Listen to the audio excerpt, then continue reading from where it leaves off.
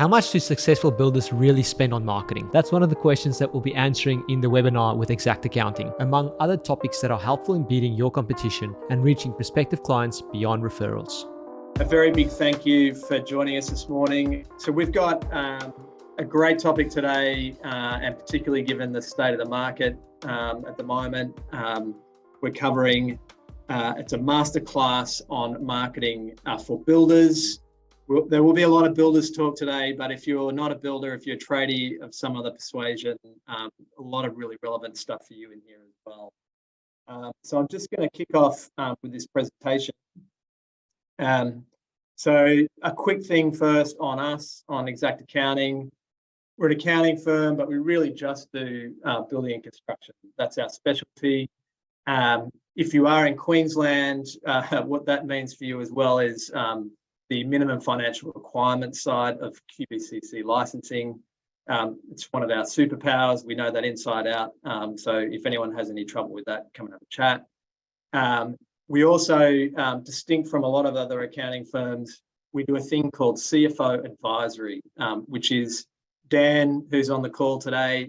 He runs that division for us. And it's all about looking into the future. It's all about the commercial side of your business as opposed to the tax side of the business where accountants usually focus. And it's about improving margins and financial visibility. So today, the agenda, Dan is going to go really wide and look at the market as a whole. So the Australian economy, the building industry, and then for those in Queensland, a little bit about what's happening in the market up here. Then that's a sort of precursor to Cornet, who's really the feature today, who's going to be taking us through marketing strategy and all things about how to attract, nurture, and then convert leads in your business at marketing fundamentals. So that's Cornet, and then we'll have a Q&A session at the end. In terms of questions, the Q&A function is activated on the webinar. So if you want to drop questions in there, we'll be able to grab them as we go. If there's a really good one and it's really relevant to what's going on with the host, we might put it to them on the fly. Hope that's okay, guys. But we'll definitely have a dedicated Q&A session at the end as well. In terms of how this content fits from an Xact perspective and what we would usually cover with builders. Sorry about the busy slide here, but this is the way we approach our work with builders and tradies.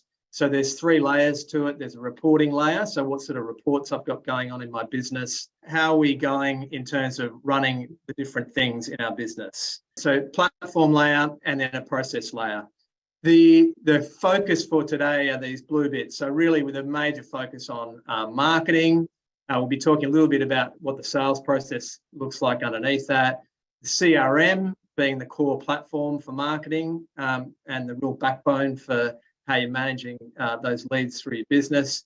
And it all feeds through to, from a reporting perspective, your budget. So how many leads do I need coming in to hit the profit number I need to hit?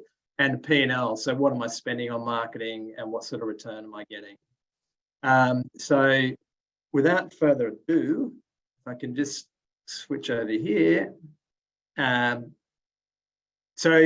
our presenters today, Cornet has been in this gig for a long time. I think he understands he sort of started in a more general sort of frame in terms of video content and video marketing for a range of different industries, but very quickly saw a really great need for strong video and marketing activity for builders. He's been running Biz Video for over 10 years now, travels around the country doing this sort of stuff, and has really cultivated an amazing portfolio of clients and work that goes behind it. He's going to be talking generally about marketing today, but there'll be an opportunity for you to grab his details if you want to engage Biz Video for some work in your business. Dan Wilkinson is a partner and the head of CFO advisory at Xact Accounting. He knows a lot about how to make profit in a building company. It's all about the commercial side of the business and margins for Dan. He really doesn't care too much for tax. That's a whole other thing that other accountants look at.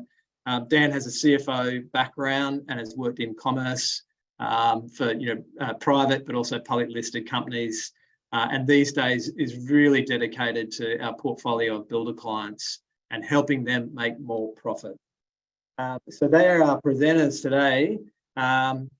Dan, I might hand over to you now, mate, so that you can go through the state of the market more generally, and I'll stop share so you can take on from here, mate. Yeah, thanks, Phil. Really appreciate the warm welcome, and Corné, looking forward to running this one down with you, mate. So I'll lens my side pretty quickly. I just want to just apply facts, data, information to, a lot of the gut feel and emotion that's going on with builders in the background as well. So feel free to drop questions in as you go, guys. I mean, hopefully this will be a bit of two-way, fire lots of stuff to us, or if not, you can book a session or catch up with any one of us on this webinar today. But let me push through my side pretty quickly before I obviously pass over to the main event, which is Corné and his crew. So I just want to talk about the state of the market at a really high level. I mean, GDP is really starting to slow out there, as we know. I'll push through these graphs really quick. Up and down over the last couple of years. COVID's obviously sent that to a spiral, but what we can see here over the last sort of year, just over a year, GDP is starting to come up a little bit. If we come across to this slide here, I mean, we know what's going on with the cost of living. This little graph here is showing that, your basket of groceries and other items, fuel, whatever it happens to be, is really shooting up. And obviously that's creating a bit of pricing pressure. And then what the RBA is trying to do is push up interest rates to try and suck out some of the disposable income that's gone in the market, especially post-COVID as well. I mean, people couldn't travel, they had more money, they tried to buy secondhand cars, can't buy those. So obviously that pushes up goods and services, the old economic supply and demand curve. Coming across just to, income and savings. So these two graphs here, I'm just pushing through this quickly, is the last sort of few years, particularly this blue line here, disposable income is starting to drop off a little bit.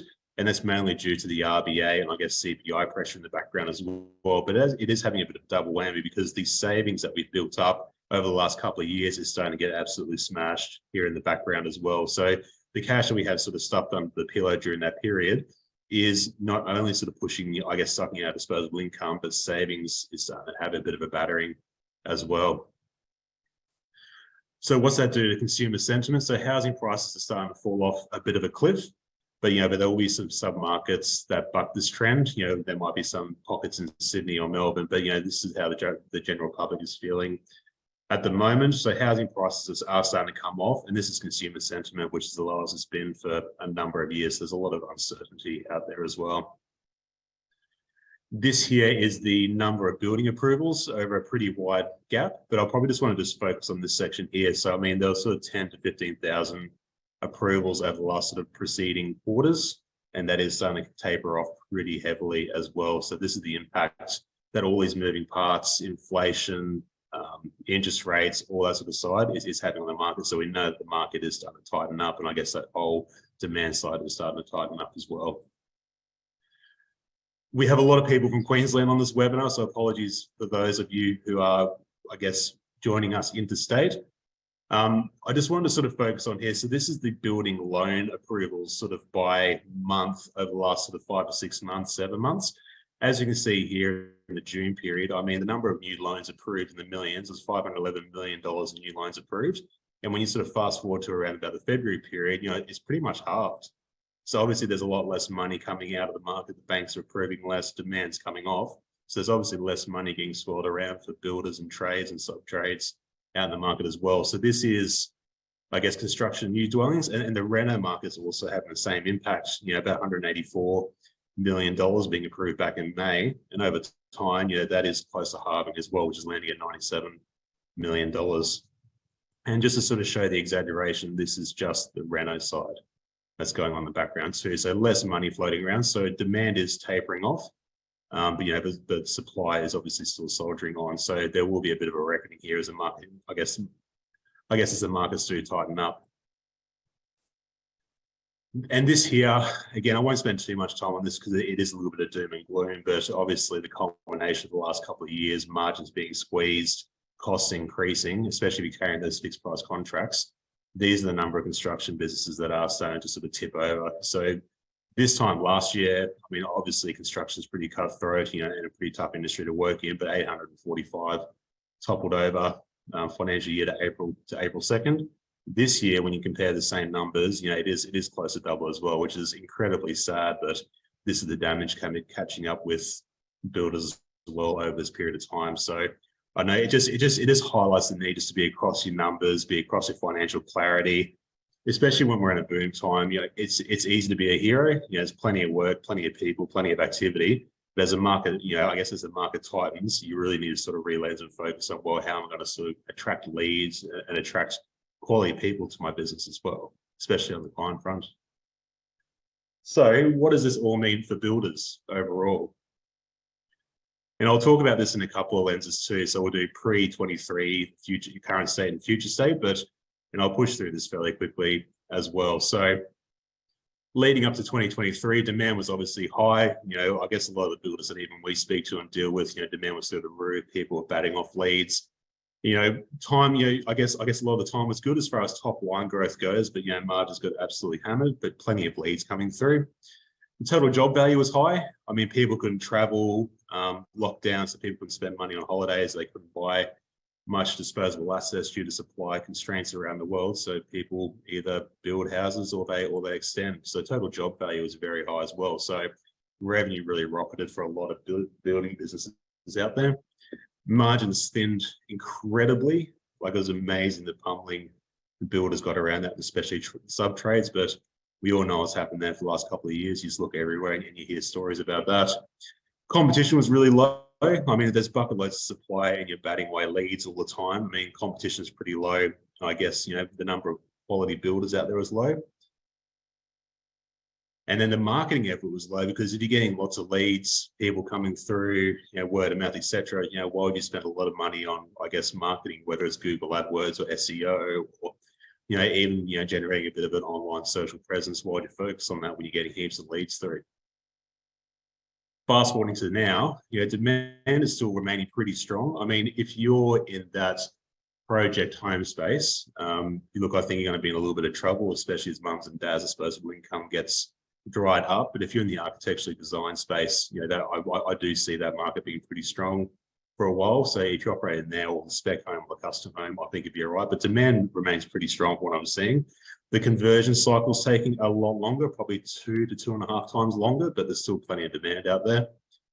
The total job value is definitely decreasing. I mean, the number of builders I speak to when they go, hey, I spoke to this client 12 months ago, I priced a project is going to take, you know, cost 1.4 to build. And you go, hey, I've repriced it now, sort of 8, 9, 11 months later, going to show up to 2.1.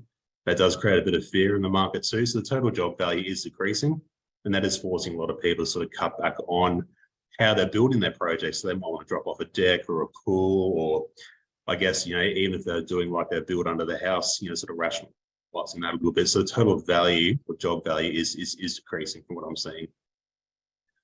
In saying all this, one of my favorite bits on this slide is margins. You know, they're the strongest I've probably seen in 5 years.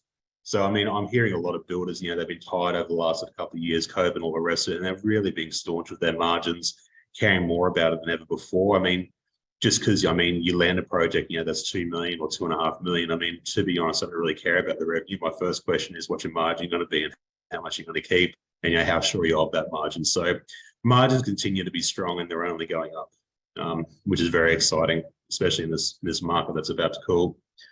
Competition is increasing as well. So the sad fact is obviously during the last couple of years, and there's insolvencies, I mean, the builders that aren't across the numbers and how it works and the financial clarity side, you know, it's only going to either cut builders out, or, you know, the ones that sort of pop out the other end with all the scars, they're going to be far more sophisticated. So competition will become much more fierce, and pricing will get a lot more tighter. And then now, the marketing effort's been pretty low, to be honest, to date. I mean, why would you invest a lot of money in marketing when you've got plenty of leads? So the marketing effort is low, but now is the time to really ramp up. I mean, there won't be too many accounts that, you know, that you speak to that say, hey, spend money in marketing. A lot of them will say, no, cut costs. Whereas my view is quite the opposite. If lead times and conversion times are, you know, close to doubling, you know, now's the time to sort of double down and, you know, really push that marketing, really invest in it, not just cash, but time as well. And then coming into the future, where do I think it'll go? So marketing, it's not just about getting them into the funnel anymore. It's about that conversion. I mean, the client landscape's going to have a lot of fear when dealing with builders. I mean, for a builder, you know, your role is to sell a strong and sophisticated business being the marketing channel. And Corné will obviously take you through that in a bit more detail, what that means. But demand is definitely diminishing, without a doubt. Total job value is decreasing, as we just touched on before too. And I think they'll continue on for a little bit, especially as employment and unemployment readjusts. Margins are starting to thin a little bit, but that's not necessarily a bad thing. I mean, builders are going to be more sophisticated with how they price, how they go about it, and have a lot more respect for that process as well. So there will be some thinning out, but that's just the market readjusting in these cycles as well. So costs will start to steady, but competition will start to get a bit more fierce. So the strong will survive, I guess, the next sort of year or two coming up. Competition is getting more fierce. So you're probably finding, especially if you're doing a lot of tendering in that architecturally design space, competition is starting to get more fierce as well. I mean, mums and dads, or I guess, particularly clients, don't want to spend as much money anymore. They're a bit more fearful. I mean, there's a lot more sophistication with builders popping out of the end over the last couple of years too. But competition will get harder and harder, in which case you need to be more and more across this as well. And then what needs to happen is a pretty strong realignment and a reassessment to really lifting your marketing effort. So now's the time to double down, spend a bit of money on it, and make sure you are well insulated as far as leads and conversions go into the near future. So where does that leave us? So you have to squeeze every cent and dollar you can out of your existing jobs. So to do that, you need to keep, I guess, margins and costs under the microscope. And I see this all the time. Builders build out these beautiful quotes. They go on for pages and pages. And look, whether you sort of use Build Xact or Build a Trend or one of those, builders spend a lot of time building these out, but then they sort of stop and they don't sort of measure themselves against these costs. Maybe the big ones like the sub trades, like the tiler or framing, or if you outsource carpentry, you'll keep that under the microscope as well. But I mean, you have to make sure you continue to squeeze those margins out, because builders don't make a tremendous amount of money. Like if you're in a legal firm, you should be making 50, 65% margins. Builders don't make anything like that. So you need to defend that at all costs. And there's a tremendous amount of cash that goes through your business. You have to keep it under the microscope. Laser sharp pricing, super, super important. I mean, an example of that as well is, I was speaking to a builder the other day, probably about a couple of weeks ago. He was installing a retaining wall. The retaining wall should have been 10 grand all in. To be honest, if your retaining wall comes in at 10 grand, I couldn't really care. If it comes in at 12 grand, I'm going to be really painful and going, what's happened, what's going on, what's our learning? But if that 10 grand retaining wall, which is what it should have cost you, came in at 8, high fives and hugs, you made $2,000 extra above and beyond what you thought you're going to make. And then how do you manage that process? You need to have a strong job costing takeoff system in the background. So we've hitched our wagon to Build Xact. I mean, we're pretty big fans of them, but there's plenty of them out there like Build a Trend or Procore or any of those. If you aren't using a strong job costing system or program, I'd strongly recommend you get across it. I mean, having tech in the background to support your business is really important, especially if you want to get out the other side of this, I guess, pretty challenging time. The big thing is preparing for leaner times. So we all know that the business goes through these cycles every 10 to 15 years. I mean, there is going to be a tightening coming, but I think margins will get better, which is what I'd rather see. I'd rather see margins get better, revenue come off a little bit, because we've sort of gone through this cycle now of revenue going through the roof and builders not making anything, the profitless boom. I think we've been past it. Now is the time for builders to make a bit of money. And then just before I hand to Corné, I think, the whole purpose of this is that you need to start doubling down on marketing. So I think that has been sort of pushed off to the side and the corner for a number of years now. But as the market starts to tighten, you really need to double down on marketing. So if you've got a bit of a pen and paper there, I'll chuck a number at you. But if you're a builder or a sub trade or in built environment, you should really be spending 2 to 4% of your revenue dollars into marketing and investing in that. So, I mean, it really depends where you are in your cycle as well, where you're sort of ramping up or you're consolidating or you're just trying to maintain your current turnover. But if you aren't investing 2 to 4% of your revenue into marketing, into that marketing spend, so whether it's Facebook ads or Google or SEO or whatever it happens to be, you really need to consider that pretty quickly. And Corné is going to give you a bit of a hand with that as to what that looks like and where to go from there. Just quickly before I hand off, if you have your phone close by and look, if there's anything that sort of resonated with you, just a really quick gloss over before we hand over to Corné and the marketing side. We do have a really basic business health check here. It's pretty quick to fill out, a couple of minutes, but there's a link to tools and all sorts of other free stuff. You just drop in your emails and look, there's cash flows and all sorts of other bits and pieces there. It's worth checking out and seeing how you sort of peg yourself versus your colleagues and peers in the market. And that's about a wrap from me. Awesome. Thanks, Dan. So yeah, I recommend, if any of that has piqued your interest a bit on the way through, go off and do that health check. We'll be providing a link after the show to this webinar, so you can watch it back again.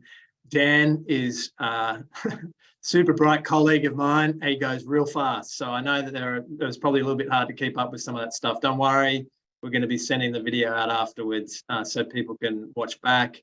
And that health check has a list of links as well that you get to other content and tools that we've used previously around cash flow and margin protection, all that sort of stuff. So, Corné, thanks, mate. We're going to hand over to you now. Thanks, guys. Can you hear me all right? Can you see my screen? Just want to make sure. Perfect. Yep. Cool. Yep. Cool. Thanks so much for that lead in, Dan. Yeah, really love that content you've given there. I'll start with this slide here. It's a book. So some of you, watching this webinar, you might have come across this book. You might have read it. It's a great book, especially for builders, especially during these times, a lot of uncertainty and stuff heading into the future. And it's all about turning problems into opportunities. And the author talks about a few things, but the two key takeaways is for me, number one is perception. So how do you react to the circumstances? How do you react to some of these challenges that are coming up? And then the second one is action. So what decisive action can you take regardless of the problem or the obstacle?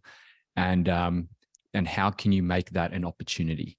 All right. So it's not about what happens to you. It's about what you do about it, what you can control.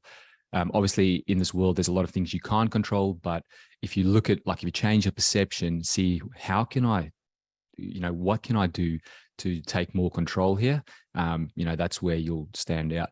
So I've got a quick exercise. So if you have a pen and paper, I really want you to just quickly run through this exercise with me. If you don't, just go through it in your head. And what I want you to do is each item I'm going to bring up, I want to just rate yourself from a scale of 0 to 10. So 0 meaning you're not doing really well on this specific topic, or 10, you've got it all handled. Okay.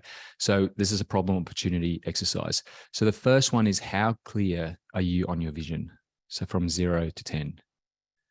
And then the second one, how clear are you on who your ideal client is? 0 to 10. How clear is your messaging towards your ideal client? Do you have a way to communicate the message to your ideal client? 0 to 10. Do you have a way to get your ideal client aware of your business? Do you have a way to build trust in the mind of your ideal client? Do you have a way to capture them into your pipeline? Do you have a consistent content marketing in place to nurture your ideal clients? Do you have a way to keep track of where your ideal client is in your sales pipeline? And do you have a way to qualify and make sure people in your sales pipeline are potential ideal clients? Because sometimes a lead or an inquiry might look really great. And then when you start working with them, you go, oh, wow, I should have seen those red flags. So do you have a way to qualify them there? So if you look at this whole list, okay, and you did this exercise from 0 to 10, where's the opportunity for you? So some people might go, let's say on this one here, do you have a way to capture them into your pipeline? You might go, no, that's a massive downfall for me. I'm not really good at that. Well, you might argue that's probably your biggest opportunity at this stage. So where is the opportunity for you as a builder? Where, if you can improve 10% on some of these bullet points, will that make a huge difference in your business? So that's just a little quick exercise that I run a lot of builders through. It's a great way of just quickly going, okay, cool. Where's my marketing at? How do I, communicate that to my ideal clients? And talking about ideal clients, so this is a question we ask a lot of builders before we even start working with them. What makes you different as a builder? Why should someone build with you over the other builder? And this is what people normally say. They say, well, we build quality. We've got a great team. Our communication's good. And, we really care. And I'm not joking with you. I've had over 100, like hundreds of builders tell me all of this. We do quality. So how do you differentiate yourself? How do you make yourself different from the other choices, the other options that prospective clients have, especially during these times coming up? Dan just mentioned a lot of different things there in terms of, the last few years has been great. There's been an oversupply of people that want to build. And now there's a lot of different builders. So how do you differentiate yourself? So I'll get to that in this webinar. And the first thing I want to talk to you about is Italy and wine. So this is my wife and I on the way to the airport to Italy. And, my desire with this trip to Italy was I wanted to do two things. Number one was I wanted to rest a little bit because I had a massive year in business. And also I wanted to spend some quality time with my wife. And we went around a few places in Italy. So there's a few little places here, but this particular story takes place in a small town in Puglia. So Puglia is just down here in a small town called Ostuni. And Ostuni is referred to the White City, and it's a beautiful little village on top of a hill close to the sea. I remember driving, if we just go back to the map, I remember driving, I think we were driving from Naples. When we got to Ostuni, in the distance, this is in summer, I saw this little hill and there was what looked like snow. I was like, no way, how's there snow in the middle of the summer? But then when we got closer, it's actually the city. And I had a little bit of a problem. That's me on the bed. I wanted to rest on this particular day, but my wife was really keen to go explore. You can imagine, we're in a new place, we wanted to go explore. So, and on this particular day, she wanted to go wine tasting. So then, I'm like, okay, cool. I've got to, let's do this. Let's do what my wife wants to do. And we went on to this little wine farm not too far away. And I'm thinking, we could have just bought a few wine bottles back in the city, in the little town, the village, and just drink it there, have a good time. But, I wanted to be a good husband. So anyway, here we are sitting, waiting until this wine tour started. I'm thinking, oh, well, it's not too bad. So I've got a few little snacks. And then this lady here, I can't remember her name, but let's call her Anna. Okay. So she walked us around this whole vineyard and she took us around all these different parts of it. And what she did along the way was she explained all the generations that's been, how this wine farm's been in the family for generations and generations, where how it all started, everything about where the animals lived, where all the families lived. And so we walked around everywhere. And she told these little stories along the way. And this little photo here, this is pretty funny because when we crossed this train track, she's like, no selfies on the train track. And obviously I'm like, okay, I'm going to do a selfie on the train track. And my wife is so embarrassed right there. So anyway, and then she even explained to us why this particular soil was so good and how it caused the wine to taste a different way. She walked us through the whole production line, how it all worked. And then you can just imagine this is me. So insert photo of me drinking wine here. I didn't get a photo because we were just enjoying it too much. And, we started tasting all these wines. And at this point in time, I was emotionally connected to the story. I knew the ins and outs, and I swear the wine tasted better than any wine I've had before. And see, the thing is, the story is what connected me with this wine and made me appreciate the product so much more. And that's the key word here, product. Just remember that. I'll come back to that in 1 second. And here's a photo, of my wife holding a little bag with wine. So obviously, we bought some of this wine. We were sold on this. But what you don't see in this picture is that we actually ordered 24 bottles of wine and got it shipped back to Australia. Not only was this wine already 3 to 4 times more than any normal bottle, but we also had to pay for the international freight. And the thing is, I didn't care. So the thing you have to understand here is because of the story and the impact it had on me on this emotional level, and with my wife as well, I didn't care, and didn't even think twice about the price for this wine. It was like this great memory. And since then, we've actually like called the wine farm and we've actually ordered wine again.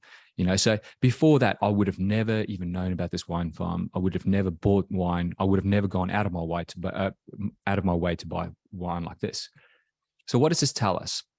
So the other day I was doing some research and, how does psychology work with story? And I came across this guy called Uri Hassan. So he's from Princeton, and he says the brains of the storyteller and the story listener can actually synchronize. By simply telling a story, a person could plant ideas, thoughts, and emotions into the listener's brains. By telling a great story, you can actually change the way your audience thinks and even behaves with your brand. So the question I want to ask you is, how are you different from other builders? Is it quality? Is it the timing? Is it the supplies you use? Is it that you communicate well? So just have that question in your mind. And what you want to remember is people don't remember what you tell them. They remember how you make them feel. And story is the best way to make someone feel. So I've got this quick little video here that I want to just show you guys. Actually, I'm not going to show just because the audio, we tested this before, the audio didn't work. So I'll just keep going. I'll get Phil to send these videos out. So today, real quick, I'll be talking about your ideal client journey. So you have to understand, first of all, that you have to be clear on who your ideal client is. And once you're clear on your ideal client, what does that journey look like? What your prospect needs to go through to become an ideal client? Most builders in the past, they don't really have that journey mapped out. And it's not a complex journey or anything. It's just having it there in place and from the client's point of view. So I'll go through that. The next thing I'll go through is focused builder marketing. So the big picture marketing plan that works for our builder clients. And the reason why I say focus there is because over the years, like with all tech and everything, there's been a lot of shiny objects and a lot of different things that you have to try out and people saying different things. So I'm just going to show you, like in real simple form, what's been working for our clients. So I hope that helps. So just before I go into that, who is this video? So this is a little bit of an outdated photo of our team. Our team's bigger now. And we help builders with their marketing. And we have, we've helped builders all over Australia and New Zealand. And I've got this really cool video that I want to show you here. But again, I might just send it afterwards. And what we do is we solve problems, okay? And this is something that you can take away for your business as well. Like that's what you do. You don't build, you solve problems. And this is what every business does, solve problems. So problem number one that we solve is attracting and having to deal with the wrong clients that only focus on cost. And this can be a real challenge for builders because it's difficult for them to deliver like a real high quality product and a real high quality experience for the clients because there's no margin, right? So, and then the next problem is problem number two is empty or bad quality pipeline now in the future. And this can be a major concern for builders because it means that, you might not have enough business or you might not have the right type of projects coming into your business to sustain the business. And a weak pipeline can be very difficult because it's almost like you're in this vicious cycle. You're always stuck there and you're always asking, how can I get those projects? You see on Instagram, you see these builders just crushing it with their ideal projects and you're wondering like, why is that not the case for me? And then problem number three, struggling to build trust and be seen as experts by the clients. And this is another huge challenge for builders because a lot of builders are not recognized for their expertise and their knowledge. They're just order takers. Okay. And it's like the doctor-patient relationship. If you go see a doctor, do you tell the doctor what they have to do? Do you tell the doctor what, medicine or whatever they've got to prescribe? No, the thing is they ask you questions. They try and find out your problem and then they provide a solution.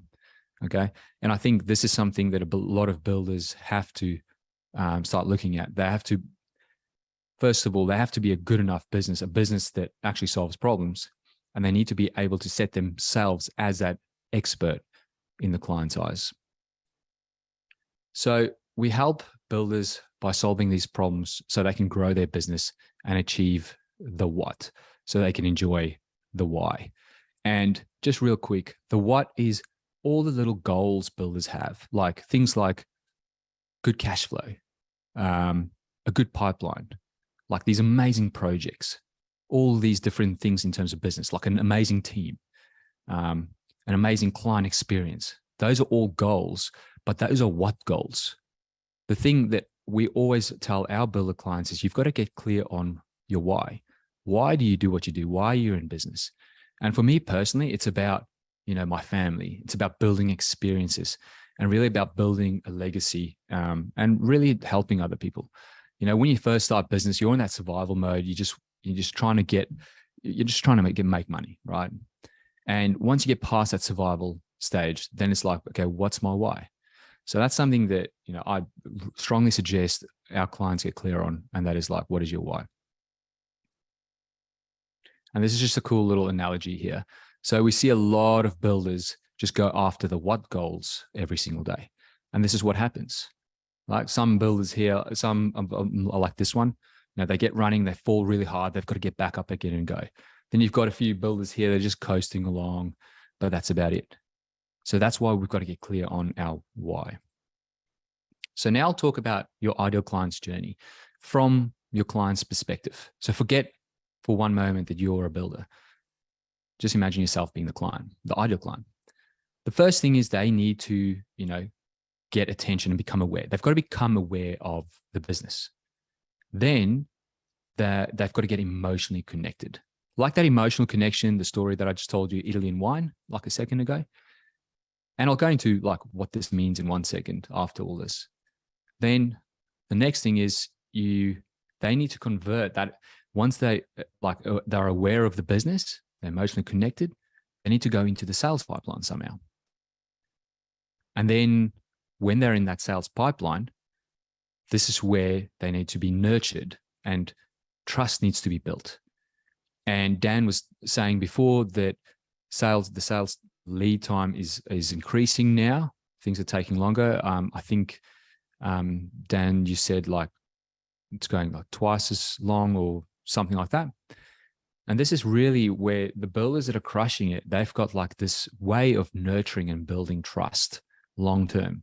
They keep showing up. They keep reminding their ideal client that they're there. And then when the time is right, and it's a good fit, they will become a client. So this is just real easy. That's the client journey. So let's talk about builder marketing. What is working for our builder clients? The first thing you want to know is like ask yourself is like, what is the goal that our clients have? So this is normally what our clients tell us when they come to us. So they want prospective clients that are well educated. They want to become the builder of choice. They want to be seen as the expert, and they want a predictable pipeline. And to be able to do that kind of stuff, you can't just do all different types of marketing. You got to get some focus, which is now what I'm going to talk about is the focus. So what is focus? Before we go into focus marketing, we've got to understand what focus is. So these are just some of the out of dictionary. So on the everyday life, focus is the ability to concentrate on specific tasks or goals leading to better results. From an optical side, so optics, focus is where light rays converge or diverge into optical systems, crucial for clear, sharp images in devices like cameras and telescopes. And this is why Phil always jokes about like my Zoom setup here is crystal clear because this is good focus, right? And the next one is specialization. So focus refers to a specialized area within a broader subject, such as target market, subject matter expert. And this one's important because, we focus on builders, for example. That's our specialization. And the question you want to ask yourself as a builder is, what is your specialization? Do you just build for everyone?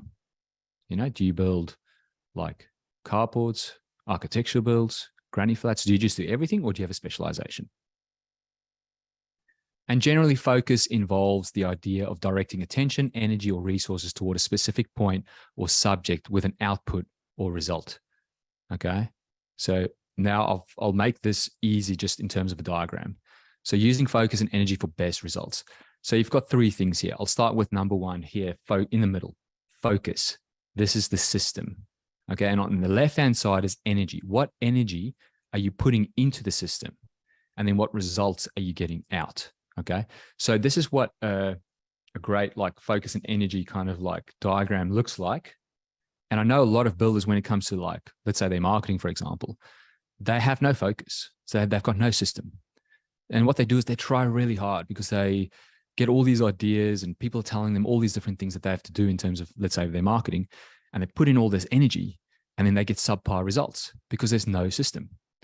And then a few months go by and they get, sad about this. And they're like, oh man, it's not working. We get so many clients going like, yeah, we've tried Facebook marketing. It didn't work for us. Well, it's probably because there was no system.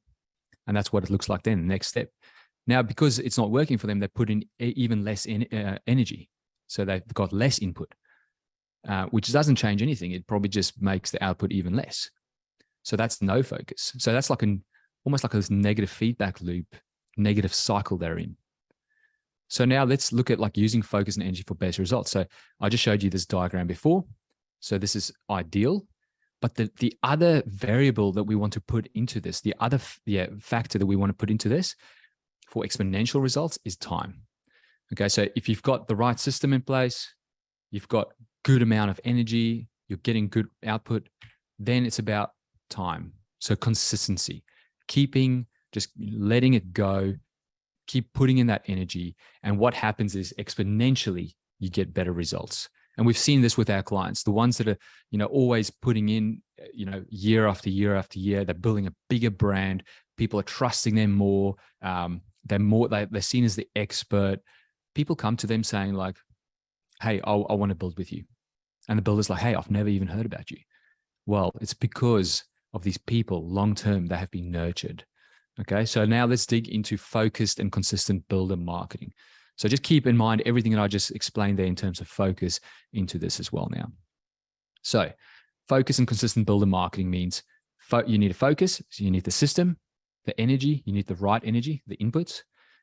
You should be optimizing for results, the output, and then time. So consistency, keep it going there. So if you remember that diagram I just showed you there, this is how it translates into marketing. So in the middle here, you've got this yellow triangle. That is the system. That's the focus. And I'm going to go into each one in 1 second. And then on the left-hand side, you've got the traffic, the energy input, the people that don't know about you, that you're getting aware and you're putting them into your system, which then leads to the output, which is results. So let's go into each one here. And I'll dive a little bit deeper onto like a next level. This is the big picture view right here. So if you want to take a photo of this, take a photo. This is as simple as it gets with marketing for builders. Cool. So the first one I'm going to talk about is traffic. Okay, so this is where you find new people and get them aware of you. And the way we normally do this is for our clients at the moment is Facebook and Instagram. This is the easiest way to get a lot of good traffic into your system. Now, you might have tried Facebook ads and Instagram ads before, but the question I want to ask you is, did you have the system in place? Okay. If it didn't work for you, chances are that, you either had a system in place, but it wasn't the right system, or you didn't have a system in place at all. And this is what it looks like, right? Just from a real graphic point of view, you're trying to get people's attention with the imagery that you have, the videos that you have, and you've got really good copywriting that gets their attention, gets them to stop scrolling, to read it, take a call to action, which is like click, and then go into your system from there. And I'll talk a little bit about that in 1 second. The next thing you want is a really solid brand. So like a good brand identity. Okay. And this relates to your website, the stories, the organic social media that you do. So I might just zoom in on this topic here for 1 second. Your website should do a lot of things. It should stop people from quitting that page. When your ideal client lands on that page, they should know that, hey, I'm on the right page here. Okay, I'm at the right location. If you're a Brisbane builder and a prospective client in Brisbane lands on your website, they should go, yep, I'm at the right place here. Yep, this builder does architectural builds. This is what I'm after. Okay. You have to clearly identify and tell people what problems you solve for them. What are the problems that they have? Okay. And this is why you have to always talk to your clients as well, your ideal clients. And with our clients, when we take them through this exercise to create all of this for them, we go through this stage called story development. And this is where we get clear on who their ideal target market is. And we go deep on what are some of those problems.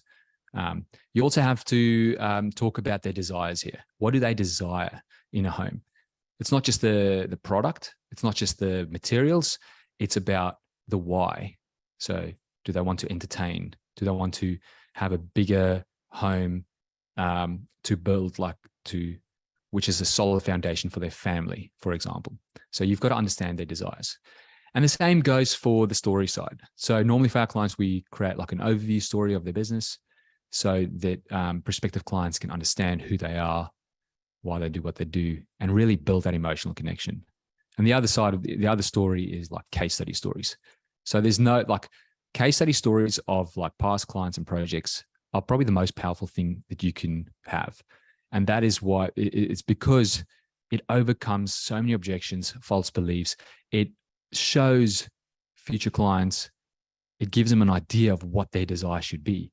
Because a lot of people don't even know what they want. So, but if they watch these client stories, it channels that desire and gets them clear on what they desire. And then automatically you are the builder of choice because you've already done that for previous clients. And then organic social media. So this is when, if you go on Facebook or Instagram, you go on someone's profile, what do you see there? Okay, so you want a good organic social media presence there. And don't think you're going to get traffic from organic social media. You do get some, like a little bit here and there, but I've looked at the stats for our clients, for example, the ones where we do the traffic side, so this side of it, okay, and this is where you pay for that awareness, you pay for ads, and then on the organic social media, it's night and day difference, okay? So Facebook wants you to pay to get that awareness. If you don't pay, it's just going to be there on your profile, which is not a bad thing because, again, if someone finds out about you through a paid ad, they go to your website, they look at your stories, they might go, okay, cool, let's check them out on Instagram. Let's check them out on Facebook. And then you need a good presence there. So on the organic social media side, some of the things you can cover there are like some of your past projects, what your team, what are some, like even on the lifestyle side, right?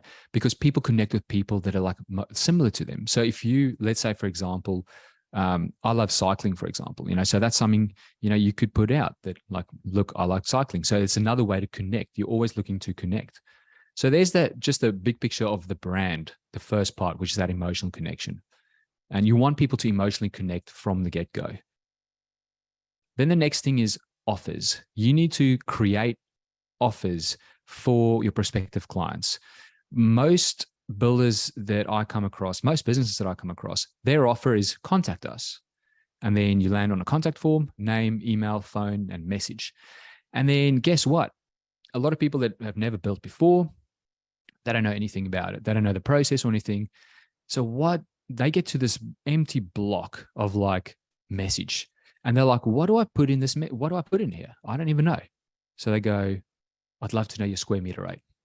And then builders go, why do I only attract people that want to know square meter rate?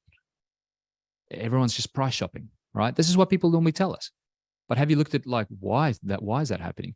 So really like quickly, when clients come on board with us, we put in offers for them, for their prospective clients. The next logical step for prospective clients to go into. The first one we do is a consult request, which is number 2 on this one, but this is important. So consult request is there for people that are ready to take that next step, for basically to have a chat with you and go on with the sales process to look at their project, okay? And this one here is really important. You need to be able to, like on the first page of this consult request offer page, you need to sell the value of the consult request. You need to sell what they're going to get out of it. And this is a really good chance for you to set yourself apart from other builders, because you can clearly say, I'm going to, we're going to walk through your site, identify, what you want, why you want it. We're going to help you get clear on your vision, and all these kind of things. So a lot of builders, like, this will be unique to you. You need to set up a unique offer for your consult request.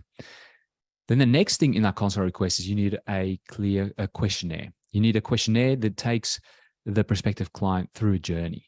So it's a great way to educate that prospective client and also get them clear on what they want and why they want it. So a great question we ask is, what do you want? So people will say, I want an extension. And then we go, okay, well, why do you want it? The next question. Well, my family's growing and we want more space. It's too, like the home is too small at the moment. Everyone's yelling at each other, so on. Now you understand the why. But more importantly, the prospective client knows why they want to do this. So it's almost like helping them on a psychological level, why they want to build. So you're taking them through this journey. And what you get out of it is answers to a thorough questionnaire that you can go and qualify real quick. And our clients normally look at it and then qualify from there to see whether or not they're going to do the consultation, whether they need more information. So they might jump on the phone, or just disqualify it completely and maybe send them to another builder that might be more suited to them, for example. Then the next one is an opt-in. So this is for people much earlier on in the sales process. They might be 6 months, 1 year, 2 years, 5 years, 10 years away from building. But this is a way for you to convert the dollars that you put into Facebook and Instagram ads, that awareness, and convert them into your CRM. So you've got a database.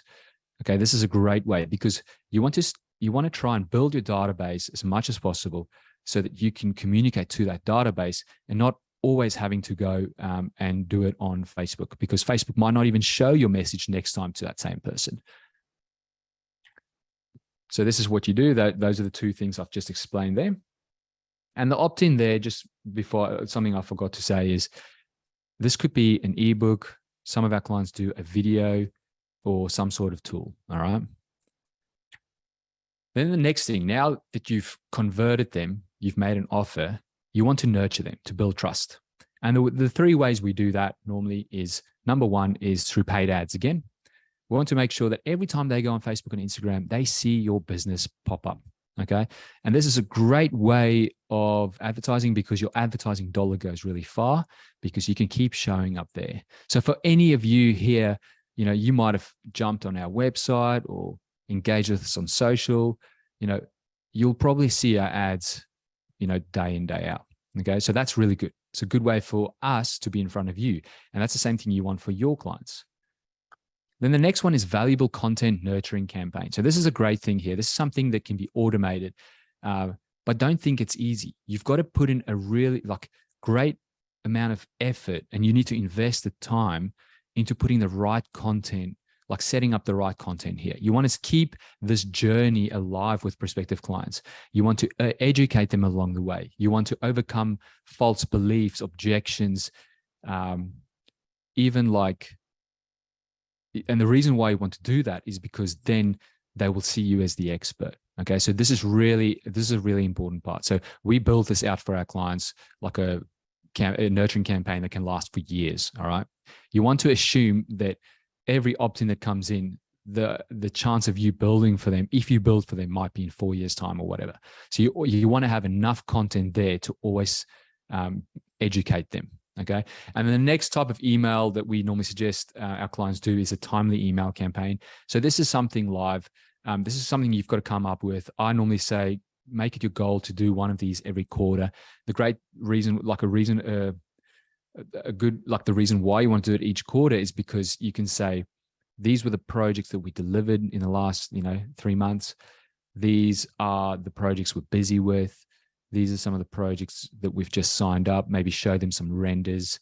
And the reason why you want to do this is there's a lot of different reasons, but one good one is to show that your business is alive.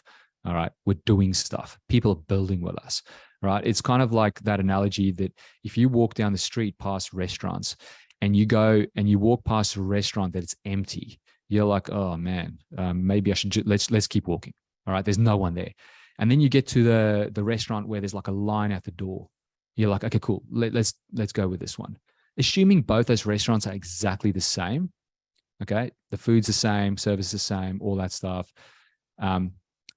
People will still go to the one that is like overbooked because people want to do, like, people trust businesses and products that, they are like in demand. People actually use them or they go to them. So that's the same thing here. You want to show, if you have projects and everything going on, you want to make sure that people know that you've got projects happening. And it might be other things as well, like, hey, we're hiring. You might put in this campaign, hey, we're hiring a new supervisor.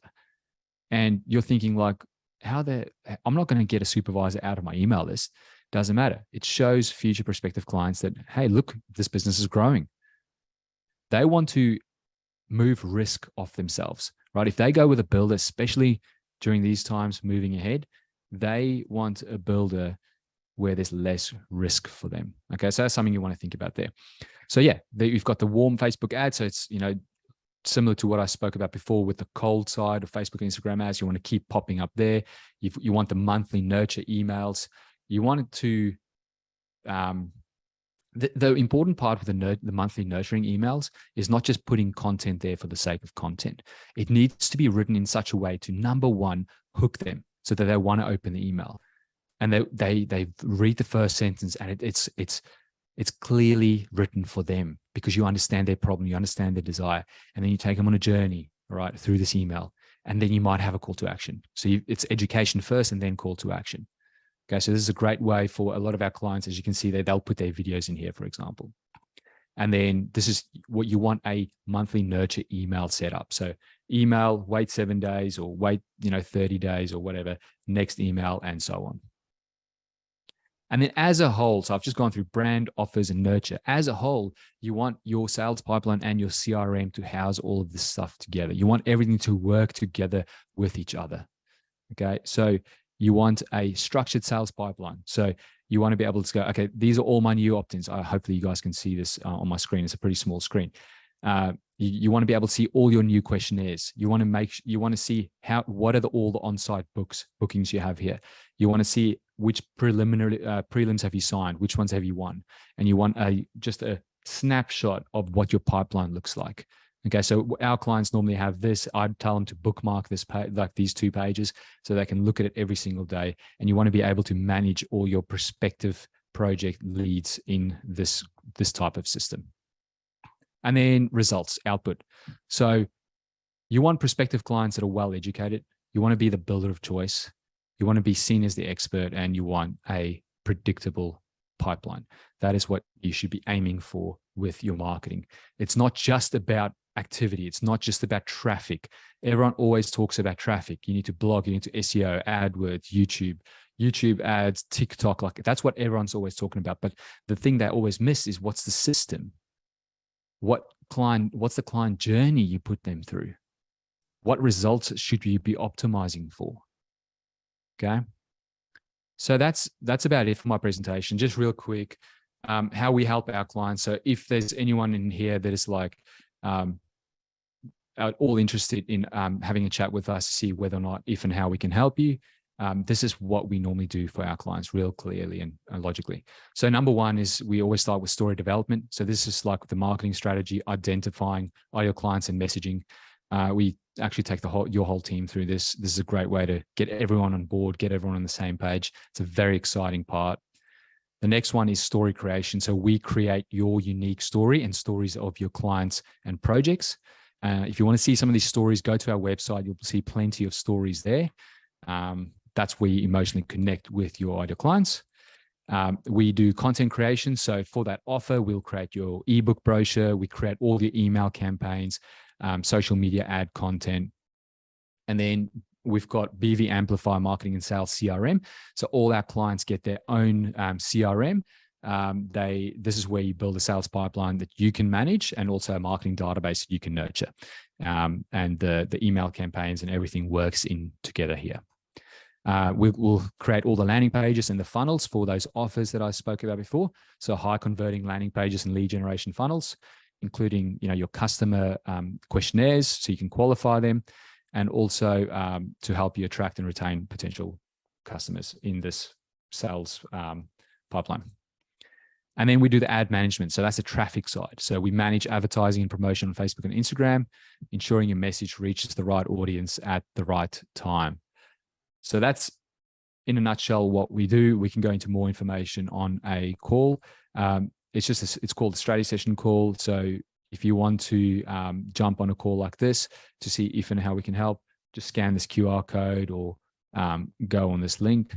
But yeah, that's it from my side, Dan and Phil. Great. Thank you, Corné. That was brilliant. I know we've had a pretty big crowd here today, and they've all stayed on. So that's always a good vote of confidence that people are engaged with the topic and how you're covering it there. So yeah, so now I just thought we might just open up for some Q&A.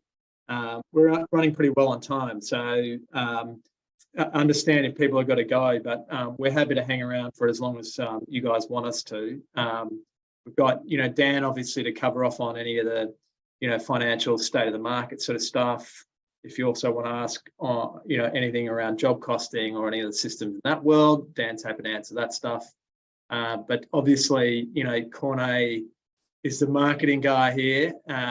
You can tell by his video and audio setup. And so really happy for you guys to throw any question you like at us.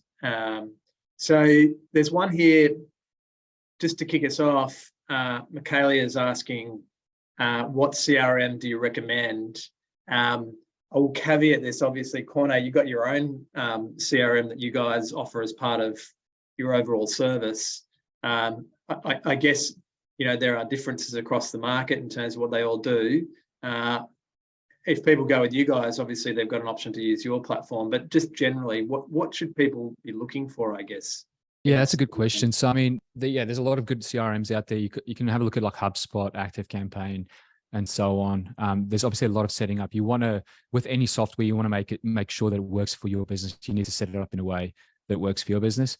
We've got BV Amplify, so our clients get that CRM in working with us. And the benefit with that is we can make sure everything works together, like what I've mentioned before. Their videos, their nurturing campaigns, landing pages, their sales pipeline. So everything is integrated in one place. And we've created and set it up specifically for, builders. So that's that. But yeah, there's plenty of good CRMs out there. But the best thing I can say about CRM is like you have to be able to use it. If you don't use a CRM, it means nothing. Yeah. Yeah, I know in our own business, it's just continual hygiene around anyone who needs to be interacting with a CRM to keep it up to date.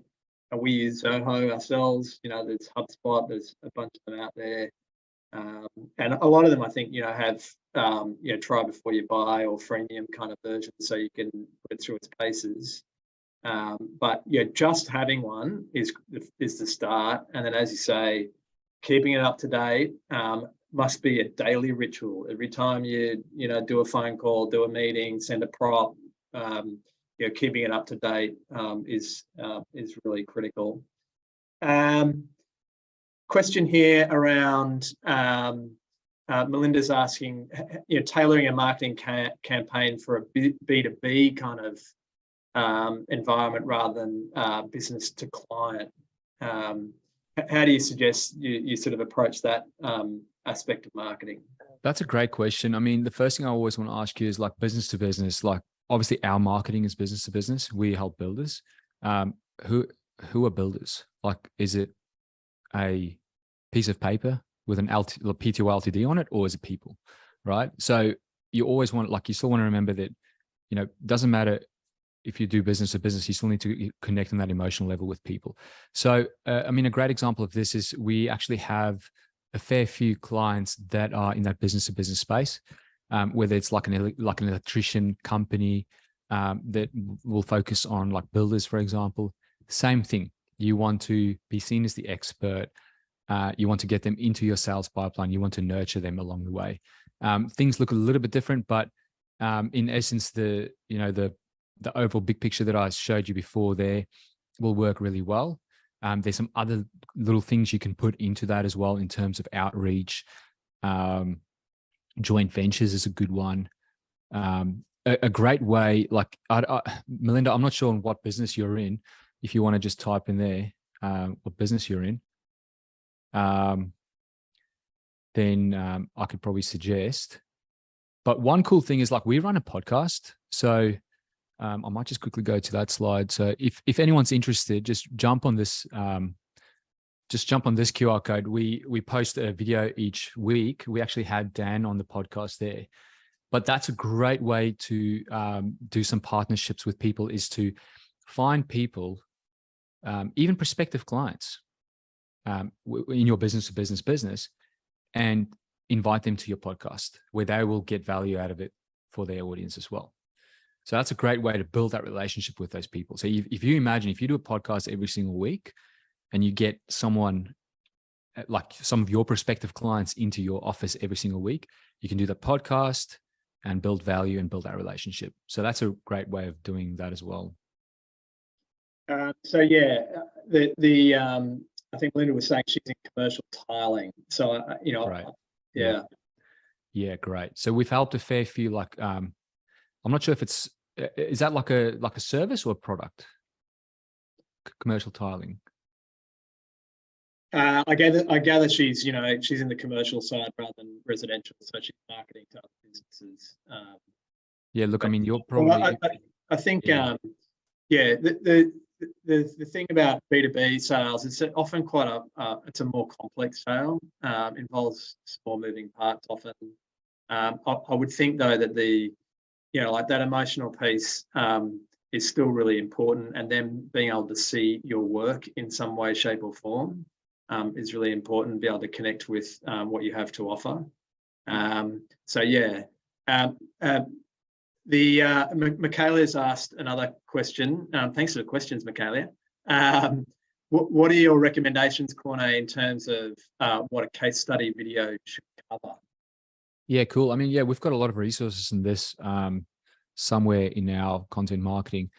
But the first thing you want to do is you want to, again, be clear on who your ideal client is or ideal clients in the future. And then look at like past clients. Are there any past clients that similarly matches those ideal clients? And then decide then, okay, cool, let's do a case study on that particular person. Because again, you want to show case studies that will resonate with your future ideal clients. And then within that case study, what it should cover is it should cover the client's desire before they even looked at building. And then and then the conflict, which is problems. What were some of the problems that they came up against? Family growing, it's too small, all that stuff. And then take that client had to go on a journey to find you, the business, which is the solution. And then provide the solution. What did you do for them? All that kind of stuff. And then the end results. And throughout, if you're a builder, throughout, you want to show visuals of that. Again, like show, don't tell. People believe what they see. So that's just real quick what you can cover in a case study story. Yeah. Great. So then another one here, I think this one's more for you, Dan. So in regards to costing, I'm always worried that I've not set up my quoting system accurately enough to capture everything in order to create my correct PM, maybe GM. What do you think is the software out there at the moment for small and medium building companies focusing on renovation and extension? You deal with a lot of these, Dan. So in terms of estimating, quoting systems, project management systems, what do you recommend there? Yeah, thanks, Phil. Yeah, look, get this question all the time. And look, it really depends on the sort of size and scale of your business. Like if you're a large commercial business, sort of turning 15 to 20, you probably want to look at something with a bit more horsepower like Procore. But if you're in that sort of small and medium space, I mean, there's essentially two major programs that I love. One's Buildertrend, but that's really good for like downstream project management. But I think the one that might be best fit for you, just at a really high level, is probably Xact. So Xact's really good upstream, which is like I guess the quoting, the takeoffs, the recipes, the purchase order process. Yeah, I mean, generally, if you're in that sort of small and medium space and you're more worried about upstream, which is the quoting, that whole quoting process, I'll probably lean more towards Xact. It's pretty intuitive. I mean, they're a monster business. They're huge in the US, heaps of capital behind them. And obviously we've got lots of capital. You can punch it into the user experience and, try and make the process, seamless for builders, I guess. So I'll probably just chuck a bit of your time in that, watch a couple of their videos, do a trial, and their support functions are really good as well as far as like getting you on board. And, you can even sort of download a trial version as well and have a bit of a play. It's a bit of effort to set up, don't get me wrong, but I mean, I'm quite a fan of Xact. And I guess just to add to that and a bit of a disclosure, we're really good friends with the team at Xact. We've done a lot of analysis in the market to look at what best platform looks like for our clients, because it's just such a mission critical piece of kit. And we, as Dan said earlier in the presentation, we sort of hitched our wagon. We've actually built some technology around the dashboarding, like profit dashboarding side of Xact, so that you can get more of the downstream visibility that I think that question was sort of pointing at as well. around being able to track margins and profit through the projects. A bit of a early news on that dashboard that we've been working with Build Xact for them to start incorporating that dashboard into their product. One of the reasons why we decided to work with them is that they're an Australian-based company, and because they've got quite a lot of resource they've raised now, they're just continually investing that in the product and just making it stronger and stronger all the time. So for us, that was a good alignment in terms of software out there that we were keen to get in behind and have our clients use. Yeah, so I think there's another question around Corné, that what do people do if they're already obviously in the market, and particularly around brand identity and things like that? How do you then, do you just throw everything in the bin that you've done previously? How do you migrate to take on some of the things that you're suggesting that people and businesses take on? Yeah, that's a good question, mate. I mean, the first thing we always, once a client comes on board with us, we go through story development. And one of that part, like I said before, is getting clear on your ideal client. And then from there, we do all the messaging and so on for the stories, for all the nurturing campaigns, basically everything that I spoke about before. But let's say, for example, a great example is you probably have a website already, probably have some social media. So what our clients normally do is they update some of them do complete new websites, some of them do complete new brand identities, but most of the time they'll just update their messaging in on the website, for example, making sure that people understand, okay, this is my location, this is who I target, maybe update some of the projects there. We do have a few clients that might do Google AdWords and everything. Most of the time, they'll probably just keep it going, or some of them might switch it off. It's just about pivoting a little bit. It's not about throwing everything in the bin. I think, yeah, if you think that way, you'll probably find it hard to start because you're like, oh man, it's just this massive mountain. I've got to scrap everything I've done in the past and then rebuild everything. It's just too much of a daunting task. And builders are busy already. They're running businesses, projects, just a million different invoices, all that kind of stuff every single week. There's so much going on. You want to make this as easy as possible. And that's why, why we do what we do. And the journey that our clients go on is we make it super easy for them. So you just want to remember always simplicity wins over complex. Yeah. So a follow-on sort of here around, so when you're trying to sell your story, you mentioned a few things that all builders say. We care about quality. So I think this is about how do you differentiate yourself when everyone sort of says, it's like when people say, service is number one for us, or quality is number one for us. So how do you go about that? Story development. That's where we dive deep into actually what separates you.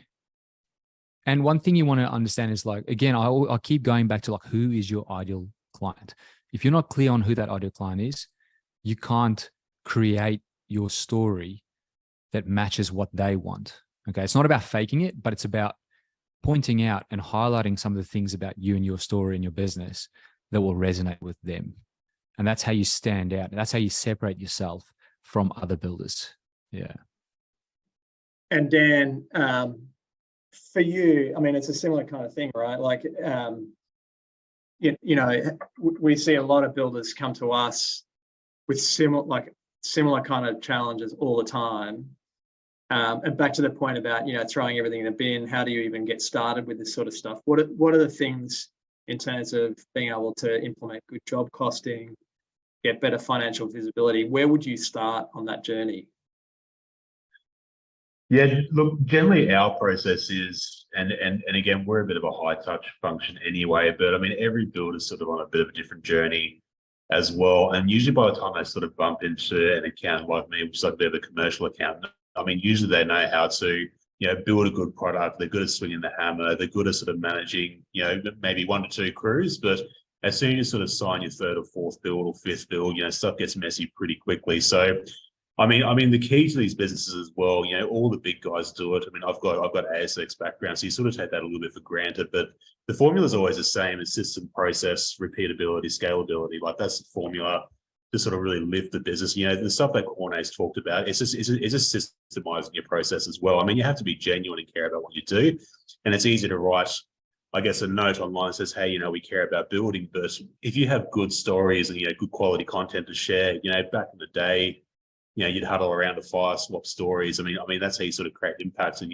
whether you're sort of doing what Cornay's doing or what I'm doing or Phil in that sort of commercial manager space as well. I mean, it's all around the stories and I guess the impact and change you've made, but it's always the same thing, systems, process, repeatability, scalability. And some builders are really close and only need like a little bit of a nudge to bring it all together. Some need a bit more work, but, generally there's a solution out there. It's not saying it's unachievable, but it will take a bit of sweat, effort and energy. But you sort of start at the start and go, what are the missing pieces, slot them in, what's our plan? And we just drive that accountability and process out. Awesome.